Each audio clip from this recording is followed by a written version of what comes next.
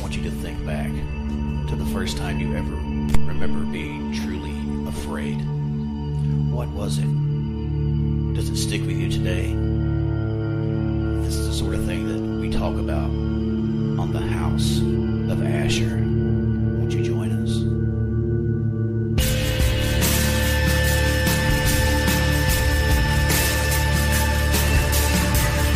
The House of Asher, a clearinghouse for the mind.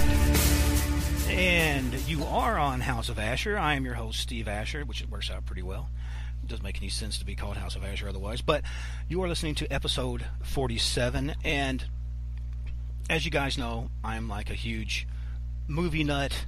I was lucky enough to grow up in one of the greatest periods of cinema, I feel, especially for the sort of stuff I like through the 70s, the 80s, and into the early 90s. And some of the things that I really liked was, I liked comedies, and I also loved scary movies. And sometimes when they would smash the two together, that would really be the bee's knees for me. And one of the premier actresses that was just really taken off at that time is our following guest, Miss Diane Franklin. Miss Franklin, I'd like to welcome you to the show. Well, thank you for having me on the show. It is my pleasure to be on your show, Steve. I am very excited to be here. It's so funny because, like I said, I'm still very surreal to speak with people of your caliber due to the fact that, growing up, stuff like, as we mentioned, like the Last American Virgin, Amityville 2, The Possession, Bill and Ted's Excellent Adventures, all that stuff, even going on into, later films, My Better Half and whatnot. It was so weird to kind of watch you sort of like, it seemed like you kind of grew up. I'm not exactly sure how old you were in those early films, and I will never ask a woman her age, but it was a thing that it was so interesting because, sometimes you have the honor of watching a person learn their craft and go and grow and stuff, and it was really neat watching you, and it's such an honor to have you on the show. Thank you. I started, what is interesting is, as an actress, I actually always thought, all actors start very young and they learn as they get older. And I didn't realize that I started really young. Not a lot of actresses did that during at the time when I was growing up.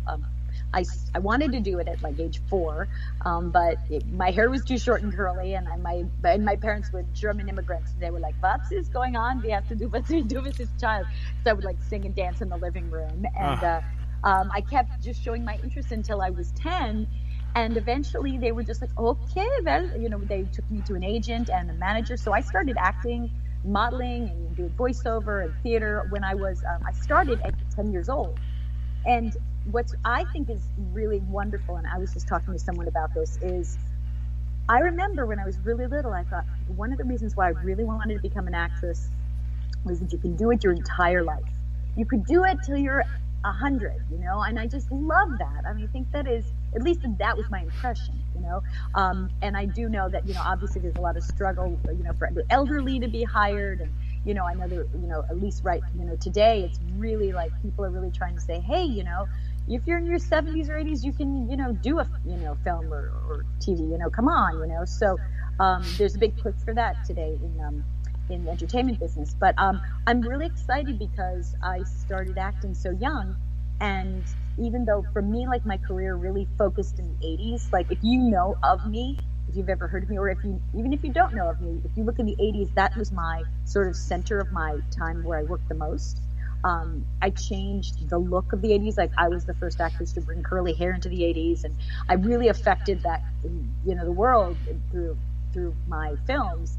In different ways, but I never did a lot of publicity during that time because during the 80s, unless you were, a big star, you really tried to go under the radar because you wanted to work a lot and you didn't want to get typecast as, one thing. You wanted to just be like, and you could be anybody.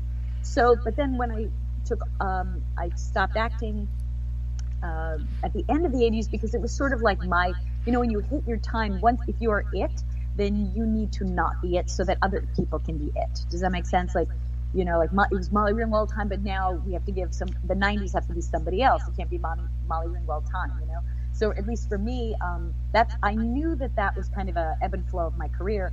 And then that was the time where I thought, okay, this is a great time for me to go ahead and have my family. So I got married and had kids. And then as they grew up, my daughter was interested in filmmaking, and I did some acting for her. But then most recently, I did a couple of, like 4 films actually, and 2 of them are coming out this fall. So it is amazing that, I worked so young and then I'm able to do it again. I think it's kind of amazing to have that opportunity and a gift. Well, something that it's so funny that you say that, and you're referring to your daughter Olivia, right? Yeah. I know that it seems like, well, maybe it's because I sound like I'm like the Pepperidge Farms guy. I remember, but it seems like you get to kind of a point of anything, it's because the bubble's going to go one way or the other, and I think that's the natural thing of it. I think that you get your maximum exposure and you do whatever, then you sort of pull back and, like you said, catch your breath, refocus, either go at it again, go check something else out, like you said, start your family, whatnot, finish your career or finish schooling or whatever, and then you come back learned, more centered, and you don't seem to hit a lot of the pitfalls. Well, it doesn't seem like you hit a lot of the pitfalls that a lot of young folks did, because man, I can say names, but a lot of people, you just see them on like TMZ and they're spiraling out of control. And it's because they don't understand that the actor's life, if you choose to be an actor, you're not just choosing to do a job, but the actor's life is a freelance life. Anybody who does freelance has to understand that there's times where you will work more, and then times where you pull back and you try something else, or you do family or whatever. I mean, I started, I think it's maybe because I started so young. The first 9 years of my career, when I did television and film and all that, television and soap opera and commercials, I could not get a film. I tried and tried, which was the interesting part of my career. Like I stuck in there. And I remember, like, I had to straighten my hair. I had to look very much like the 70s look, which was like sort of more of a Marsha Brady or with a little part down the center, right. And that wasn't me. I mean, in a sense, like, I had to change myself to be in the business so much, and it just I have to say that this is what's interesting. If you decide to be an actor, you do it, and you have to understand that the world will hire you when the world is ready. Like, just because I had curly hair, and that's awesome and good for me to wear it, but the world wasn't ready for it. It really was. It was an expression of, I think, ethnic diversity. And once the 80s hit, bam, ethnic diversity sort of came into fashion, and it was like, okay, well, this girl, dark curly hair, let's start seeing that that's hip. And so all of a sudden, that really pushed the next level. We Flashdance, we had now we had a girl, Jennifer Beal, who's like, darker skinned and like, darker hair. And so now we're bringing in, and all these girls are getting leads. We're starting to open up the ethnic diversity, but it really wasn't ready in the 70s, and there was a little, they push and they try a little bit. And I know, but we're talking about, when is America ready? So I have to say that as an actor, I didn't know, I just was stubborn and I just kept going, and I just didn't give up. And I was really sad when I didn't get certain things, and oh my gosh, I think an actor's life is always up and down. And it's so funny because my daughter, actually, she just did an episode of a TV show called The Cool Kids. She did a small part on it, and her experience on it, she had an acting experience where, she just went in and she had like some emotional sort of up and down with it when she got it, and then she thought for a minute that maybe they weren't going to have her come back or do her part, and then they wound up giving her more lines. But what was interesting about it was that I said to her, this is the actor's life, and if you don't understand that it's not about you, if you don't, then you can't do it. Like, you have to understand that you have to keep doing your best, but whether you get a part or not, it's not about you. It's not personal. It's about what's right, what's best for the project. And you may see yourself as best, but really you're kind of maybe more subjective. You got to be a little bit more objective. And so the best way for an actor to live is to just go on as many auditions as possible. That's what I recommend for people. And but again, in my career, I am so happy. Like I never, my biggest surprise was having done Amityville when I was a kid in 1983, and now playing the daughter, and now this fall, next within like 2 months, Amityville coming out, Amityville Murders, the new one, and I'm playing stoked. the mother now of the real story. I play Louise DeFeo. I mean, and honestly, this is the best acting I've ever done in my life. And as you're talking about, going and living your life as an actor, you're always learning from new experiences, and you're filling the cup, you're emptying it, and then fill it again. And I think it's the best acting I've ever done in my life. I'm so excited for people to see this film. Oh, I know. And it's a great film. It's so exciting. So, I have like to say, like, again, like when I was watching it as a kid, I just saw it with, myself, and my parents saw it, which was really cool. And now we went to the screening. My husband and my daughter saw it. My son hasn't seen it because he was out of town when we had the screening, so he's going to see it when it comes out in the theater. I can't wait. But my husband and my daughter was sitting next to me, and they were like, "Oh my gosh, Mom, you're really good, and this is really good." Like my husband was so impressed, and I was just like, that says something to me. So when your family and people close to you, they can share that, and hopefully they're open-minded enough to understand. I think that that's the gift. It's so cool. Well, I'll say this. Two things. First of all, you were talking about, it's sort of indicative of if you're a musician, if you're an artist, you go through different periods, and you go through, you can see where a person's heart is, where they're at, how they're acting when they're 20, or how they're singing when they're 20, or even anything. If, say, you're a muscle builder, I've talked to guys who I have a very diverse kind of friendship with different people, and they'll tell me there's these guys that are World Atlas guys that are 50s and they're 60s, 70s, and they said, your muscles really don't mature to where they can really hold fine definition until you're in your 30s or 40s. People think, it's in your 20s. And I think that's true of a lot of stuff. I don't think that a role... It is true. Well, I don't think necessarily that, and this is just coming from the person that's done radio and stuff, unless you're an extremely gifted person, to play a role of a person who's a little bit more mature than someone who's just a younger kid, takes life, and it takes living, and it takes pain, and it takes experience, life experience. You got to have that, and I think that what's the word? I think that reflects in the character and the role. I was going to ask you something too, because you were talking about coming in now, like when you were first coming in and going to auditions, where you're like, Extruden Sie, is this what we're doing the show? I mean, were you still like half still speaking German, or were you like?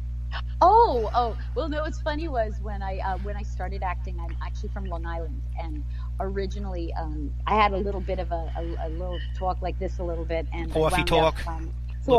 Coffee talk, right? Yeah. It's so funny. Every time I bring that up, people go, coffee talk, right? That's what they know.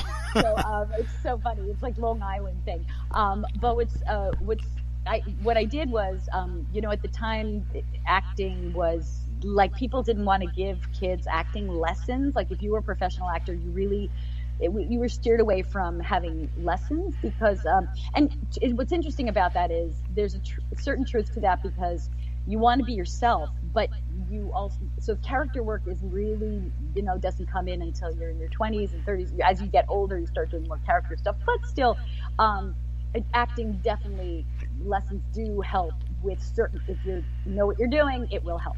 Right, hit your mark and this and that, and you have to stay out of the way of the kid, but then give them a guidance to the process of how to do it, and like allow them to bring, my whole thing when I teach is like to let the kid bring out the best in who they are, and to connect with what they're playing, and so to find their voice in their character, what makes them special, like that's sort of, to me, like the height of what an actor does, is they figure out what is their thing, and what do they know, better than anybody, and how to bring that out in their characters. But regardless, when you're talking about experiences, so my voice, I remember my manager saying, you're going to have to watch your voice, or work on your voice. And I would watch the news to get my, to find that speech that was the most neutral, so that you can't. So I would like listen to the news and mouth it and try to like, like say the words that they were saying at the same time to try to get that, so that at a young age I was very aware how body and voice tell a story.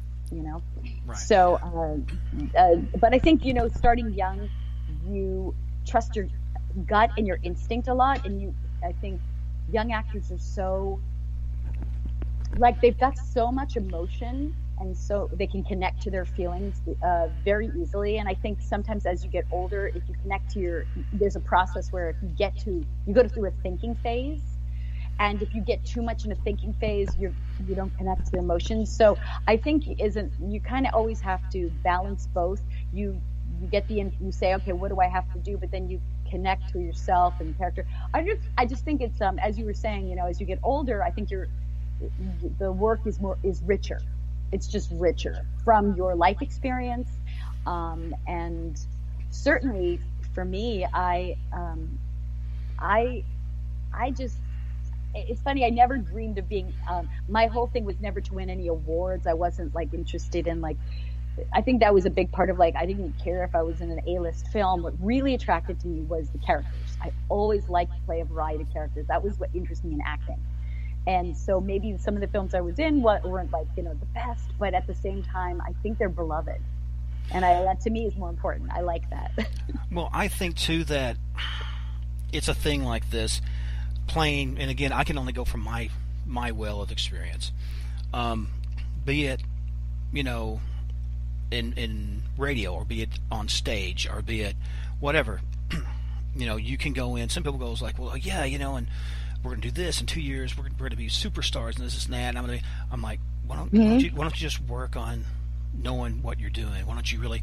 And if it's your time, and that's the thing, because you got to remember from my end, I didn't pick up the pen to write about anything that I've experienced, especially in the paranormal, until just a few years back. Right. And I talk to anyone who's a writer or wants to be a writer, and they go, "Oh, that's really cool," and I can just hear the wheels turning. This son of a, because it was brought to me. I spoke to some friends who just like yourself, and I'll go like, "Hey, I really like this role. It's really wonderful. It's great what you brought to it." And sometimes you kind of make friends, and they'd ask me about my writing, and said, "Yeah, I've wrote a few little things, different experiences." They showed it to an editor, and I won't bore you with that, but basically they said, "Hey, do you have more of these?" "Sure." "Good, because you're writing a book." I'm like, no, I'm not. I always use the Happy Gilmore. I use so many movie quotes. If you took my movie quotes, I would be deaf and dumb. But the thing where Happy Gilmore says, "I'm not a golfer. I'm a hockey player." I'm like, "No, man. I'm a prison guard. I'm just, I'm a special needs dad. I'm not a writer. I mean, I've had paranormal experiences and investigate, but I'm not." And they said, no. Trust me. The guts are solid. The bones are solid. Yeah, we got to tweak some of your grammar and stuff. Yeah. You got to understand. I'm no genius. Well, no skill comes without the hard work, and it is interesting. You will get better. I always look at it. It's wherever you water, your garden will grow. So if you are on social media all the time and you're not, you're on social media but not researching and not doing studying acting. If I was an actor right now, oh my gosh, I would watch every single video about acting, from actors talking to directors talking to how to. I would be using that internet because it's all free knowledge and information, and I would be practicing and really trying to do it. I could for free. Well, that's what people forget. They forget that there's so much information, and maybe they don't even think and a lot of people I think who are younger don't even realize that it wasn't the norm. Like this, oh, what do you mean you couldn't rewatch a movie? Like rewatching a movie, it just started in the 80s with the VHS and the beta. I mean, when you used to do TV or film, you could see it once and it was gone. If you missed watching that TV, if you had your dinner too late and you missed watching that show, the next day at school, your friends would all know what happened at the end of that episode, or you had no idea. And you were out. You're not socially cool because you didn't know what was going on. You were out of the circle, yeah. Right, you were out of the circle. And so, to me, watching things, the ability to not only watch it again, but then just study it, or even to put it on slow motion or whatever, just to watch things is such a Like, take advantage of it. And I'm going to say something. I was telling this somebody else this. I would not be surprised, and you never know, if the internet's free now, but there'll be a time maybe where it won't be free. Maybe they'll be charging for it, and you won't be able to just turn on any show and watch anything. So, I mean, they charge you for some things, but honestly, like, people, certainly kids don't realize that they've got gold right now. It's golden time, a golden time of information. Put it that way. Well, and that's the thing. As I had mentioned to you, my son Ollie, which he's probably going to kill me because I mentioned him on the air, but really loves like anime voice work, and has a very wide range of voices. She was sort of like, I told her when I was a kid, I would watch like those creature features, and I would watch all the, the guys who speak like this, and all these creepy voices, and I would work on that. I would sit, because I was the youngest of 7. My older brothers never be partying, but I'd had a big, remember the big mirrored tables, back in the day, like the big round mirror. I'd sit there and I would get like the Universal Monster book from the library and work on makeup and make toilet paper and oatmeal to make up like mummy faces, and I'd sit and work on their voices. See? I really wanted. And that's a business now. That is a business. I know, right? If I'd went down another lane, maybe me and Savini or something would be working. But it's one of those things that art's going to find a way, and like you said, it's gonna find an outlet, be it positive or negative. You're going to, like you said, foster it in some which way. That's why I'm never going to tell my kids that's a stupid idea. Don't go for it. I'm saying no, because if the passion is, there's so many people, and I have to say this, so many people, kids have a lot of passions, and if a kid has a passion for something, and you say that's stupid or don't do that, that kid will give up. They will disconnect from their emotion, and they will just live life at like that kind of like doing without emotion. They might start drinking, doing drugs. All that comes from not being able to go towards what they dreamed of doing. And you might say, "Oh, that's really stupid." I know, like, I know people like, for instance, I know people who love comic books and action figures and all that stuff, and they collect them and all this stuff. And maybe the parent goes, "Oh my goodness, well, you just get to do something serious." But the truth is, they're the marketing people for the next generation of like all those movie products. They're the next toy manufacturers. They're they're the publicists for, or the people who, think of ideas for posters. I mean, if you open your mind to, if you take your interest and you open your mind to where the occupation is, you go find it, and then you go after it. And I think we sometimes go backwards. We think, it has to be fed to you. And I don't know. I teach kids, and I see so many kids with a passion, and when the minute that a parent doesn't back it, and I do see a lot of parents back it, parent that doesn't, that kid then decides, they just shut down. They shut down emotionally, and they get angry, and they go, well, you know what? I don't even know why I care about anything, because what right do we have? It's their life. You know what I'm saying? Well, and coming from, poor parents, and, I don't want to say poorly educated, but they left school. They left school in the 5th and 6th grade. They went to work, and what they know is, what did they know about Hollywood? What did they know about this and that? So I think a lot of times if they were going, nah, that's a big stretch. You really need to have something else. I always told my girls and said, look, if you can, I don't care if you want to have a chicken farm. If you can feed yourself and you're not hurting anybody, do what you follow your passions. I said, I'd always say, if you can get that paper, get that degree in something, so at least you have, which is just the way the world is. If you have something to get you in the door with whatever, be it a business degree, you can use it anywhere. You can, certain degrees there can go all over. Let's even make it even more direct. Here's the deal: no matter what career you choose, it will only come from hard work. It will only come. So when you are graduating from college, or when you whatever, that shows the world you're disciplined enough to do that work to make something happen. Okay, so whether you go to college or not, if you didn't go to college, you just go right to work, well, the world doesn't know that you're a hard worker, so you're gonna have to show it by, like your parents, they like to work, and then they start a business, and and it's the hard work they do. If you go to college, you show you're doing the hard work there. But what we're saying is that it starts from being a connected person to what you want to do. And again, like, just because you want something doesn't mean it's going to happen. You have to want it and then go, okay, I'm going to work towards it and figure out a way. So you're right. Well, yeah. I was just going to say, and more than that, at least from my point of view, because we're coming from totally different lives. I mean, I'm sure we have a lot of similarities as we talked off air, but we also come from kind of different backgrounds. You know, I grew up, again, you know, kind of an angry kid, so I got into punk and all that stuff. Pushed it for years, played for years. I thought I was pretty good, played a lot of festivals. But it never really blew up. And so I stepped back and I just concentrated, you know, which I already was concentrating on my family, but I really concentrated on my family. And then once I stopped beating my head into that wall, and I sort of got, I don't want to say got zen about it, I don't want to sound like that necessarily, but I kind of just said, what's going to happen? I'm going to flow with the water. I'm going to quit fighting the water, and I will find the little lagoon I'm supposed to settle in.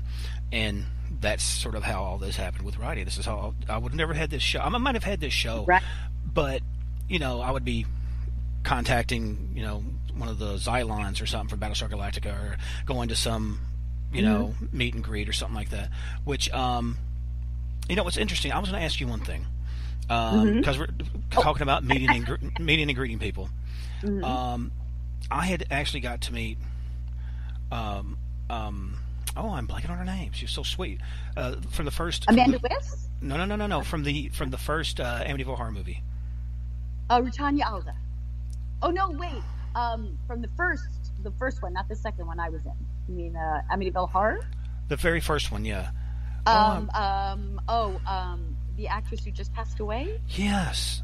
I'm blanking on her name. She played Lois Lane, too. I know this woman. There were a bunch of calls saying, how did you forget her? Well, I actually got to meet her, and she was in Metropolis, Illinois, which is about an hour from me. And she was there, and she was very frail. And my son, I was trying to get a picture with her, and it was such a small room, the way they had them. They kind of, you know how sometimes events are, they just like stick them in this room, stick them in that room, and it's kind of, it's not, everybody thinks it's just like, ooh, you know, bring me my water and bring me my fruit and my sandwiches. It's not always like that. And so she was sitting there, and I was going to try to get my son in there, and said, I'm sorry, there's just no way. I said, oh, it's okay. This woman actually come out with the help of people, and I said, no, ma'am, please don't.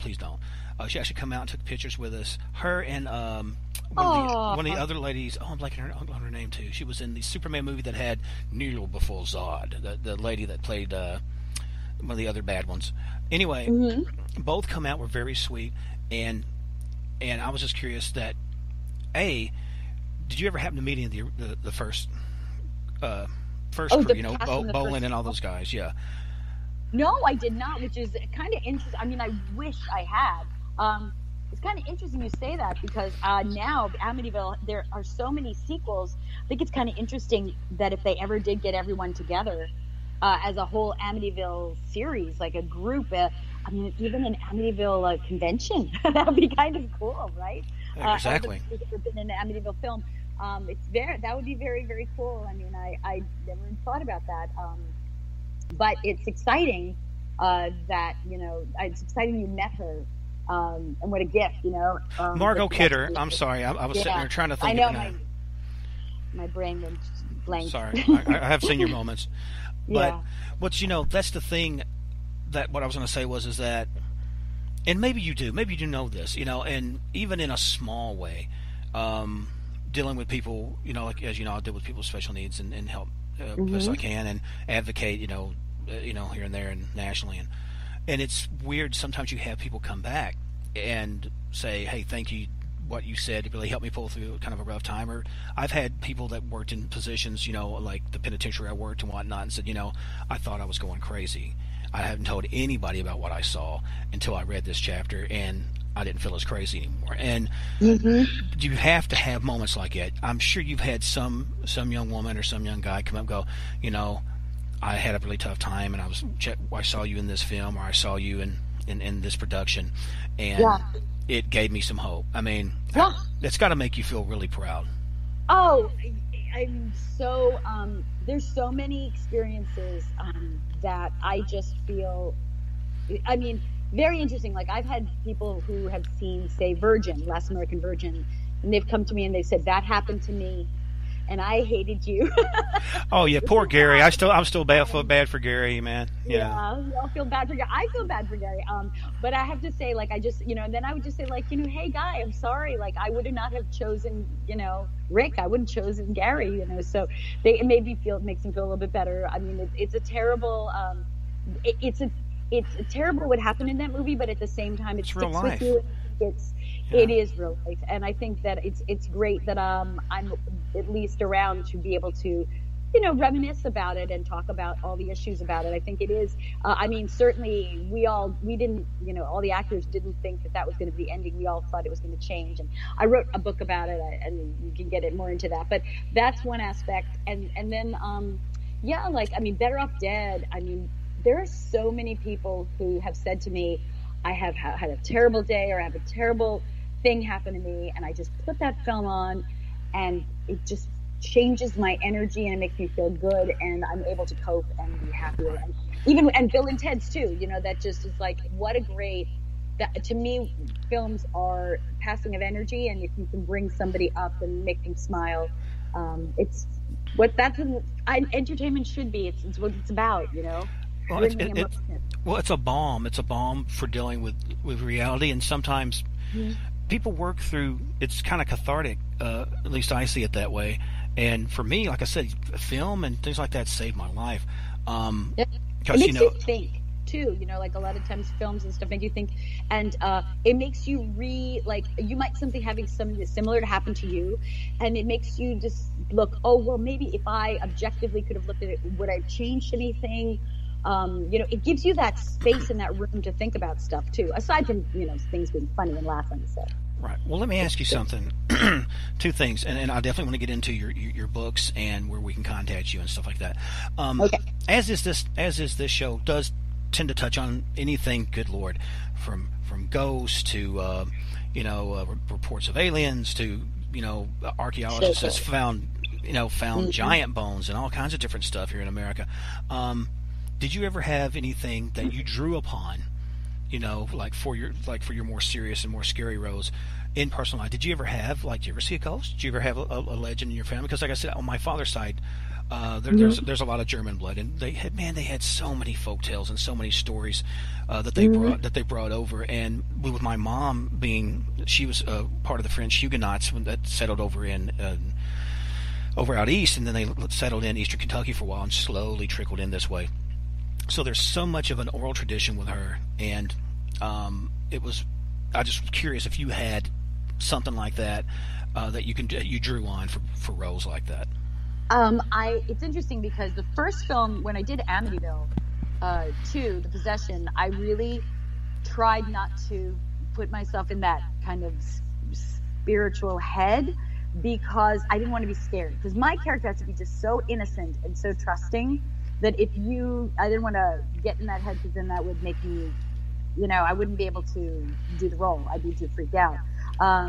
This time when I played the mom, I did more research, and I had very strange feelings. Like I was definitely different. Like in the story, the characters all are killed by laying on their stomach. And I remember when we were shooting it, I'd come home and I could not sleep on my stomach. I was like, I had to keep facing forward. I was like turning around because it was just something about it made me feel really uncomfortable. And I will say this. I have another film I'm doing that's coming up this month, and I'm going to be playing a medium. And in that film, and I'm really trying to get in touch with that kind of a person who does this.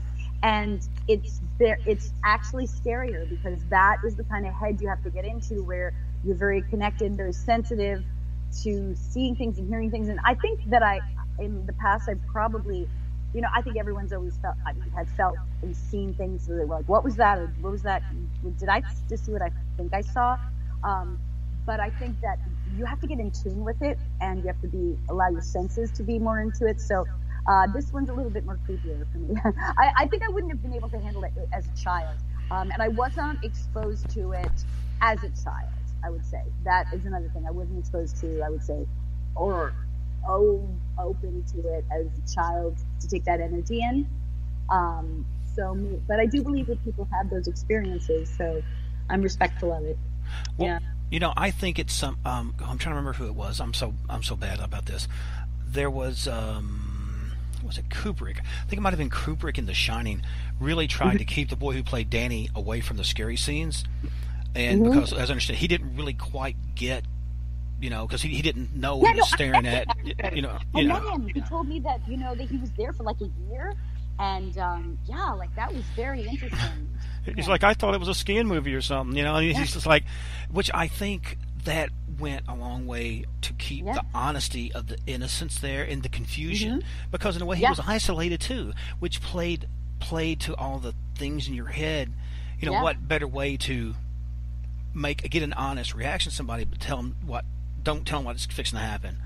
There's that's that gut thing, and you were talking about following your gut and things like that, and I've always worked off that, and dealing with people that dealing in law enforcement, you deal with a lot of people who are kind of actors with a small a. I didn't do it. What are you talking about? Very nicely put. That is such. Some of the best actors are criminals. I think. There you go. I mean, it's very interesting that you say that, because it's the head. They live that life and they become what they have to, and I think it's a good point. But did you want me to say like the websites and what's going on next, or I didn't know if you had. Please do, because I was going to ask you, because like I said, I cannot wait to get in to actually see this new Amityville thing you're talking about. I don't know if you have like a preview clip or something you might be able to send me. I would love to see it. Okay. So here's the scoop. Okay, the first thing is, if you go online right now, the official Amityville trailer is online right now, and look up Amityville Murders and Amityville Murders film, because I think in general Amityville Murders will bring up the actual murders that happened in 1974. This film is a docudrama. It is based on the true story. It is scary, and it is awesome. And so here's what's happening. In September, they're going to start to do publicity on it. So I can't say exactly when it's coming out, but I'm thinking it's around Halloween. And it perfect does timing. Have a digital, and it does have a digital release, and it will be in theaters. So, but I can't say anything. So, I would say once September hits, we'll get a lot more information. And that is with Amityville Murders. I play Louise DeFeo, and it's the best acting I've ever done in my life, and it is wonderful. I highly recommend it. And you can't tell what I'm grinning. I'm grinning ear to ear, because fact. I'm sitting there going, I'm ready for this. I'm really ready for this. It's time period piece. It's time period, and it's crazy great. And then another film I did, which you might find interesting because it takes place in a penitentiary, is a movie I did called The Final Interview, and it is only showing right now in Ohio at a film festival in October, and that is about a guy who's going to the electric chair. And it is his final interview before he does, and it was sort of an art film. It was directed by Fred Vogel, who has like usually a sort of a kind of a more gruesome sort of history of films, grittier. But in this case, he just went he tried something different, and it's sort of a play in a way, and it's between three characters, and I play a director. A news director, and I allow my ex-husband, to give the final interview, which is supposedly this big interview, TV interview, to this mass murderer, the serial killer. And Granger Hines plays my husband, and he does like an Oscar-winning performance, so it's amazing. So if you're in Ohio, this is going to be happening right in October, so look for it. And awesome. Then I did, and then also, if you want to follow me, and I have many things going on, like I have on the lighter side, I have a YouTube channel that I'm doing with my daughter, who is a filmmaker too, called Live, her name is Olivia, and Die, as in Diane, in LA. And so that's going to be a YouTube channel, and we're going to start having episodes show in September. So you can find out about that. And I also have a poster. I've never done a poster before, but I have a poster for sale that I put on my website. So anyway, there's many, many things. And I do conventions. I also let people know about my conventions. And if you want to know all or any of these details, I also put on my accounts like pictures of things that the public doesn't normally see. So if you become my friend on Instagram or Twitter or Facebook, you're going to find it. So here's where you go. Go to Diane Franklin on Facebook, look under group, and look under actress Diane Franklin, and it'll say official Facebook page. But you have to look under group, and you'll see two black and white pictures from my books, which are on Amazon, about my life as an actress. And then if you go, and you can get my books. If you look under Diane Franklin book, you'll see my first and my second book, which just came out in last year, which has a very long title, so I won't even get into that. Just look Diane Franklin book. And then also you can go to Instagram and look up actress Diane Franklin, and you will see a picture, and that is a picture of me, and that is my official Facebook page. And then I have Twitter is Diane Franklin 80, and that's really good because Diane Franklin 80 will also connect you with all the stuff that's happening. So lots of places to connect with me, but I'm very I let people know things ahead of time. But this again, we have everything you're hearing now is before we're doing publicity, so you're getting this inside scoop. Before anything. Yeah. So there you go. I'm excited for you guys to see it. I mean, it's crazy. It's amazing. Amazing. Well, I'm so excited. Oh my God. Diane, you're going to love this film. And the acting in this film is out of control. I mean, it's not even just me. Like, so many people did just a great job. John Robinson was incredible. I can't wait. I'm going to be just talking about him. And my daughter, girl who played my daughter, who played me, she played my character in Amityville The Possession. Chelsea Ricketts is wonderful. She just made me cry. She's so good. Wow. So anyway, you will see, Steve. We'll see what happens. You'll have to let me know what you think. Absolutely. You know, Diane, we're plumb out of time. I could talk to you for another 3 hours. And like I said, hopefully once when this stuff comes out and the dust settles, maybe we can have you back on. Thank you, everybody, for listening. Very nice of you. You may be like, who is this woman? But you'll find out soon. It'll be happening. Well, I want to thank everybody for tuning in, and like I said, enjoy what's left of the day.